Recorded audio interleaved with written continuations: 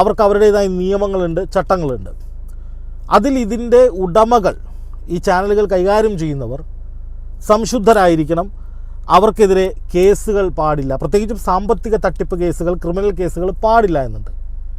അത് നിലനിൽക്കെ എങ്ങനെയാണ് ആൻഡോ അഗസ്റ്റിൻ ഇത്രയും കാലമായി, ഇപ്പോൾ എത്ര ആൻഡോ അഗസ്റ്റിനെ ചാനൽ ഏറ്റെടുത്തിട്ട് 2 വർഷത്തിന് മേലെ എന്നാണ് ഞാൻ വിശ്വസിക്കുന്നത്, ഇത്രയും കാലമായിട്ട് എങ്ങനെ അദ്ദേഹത്തിന് ഇത് കൊണ്ടുനടക്കാൻ കഴിയുന്നു?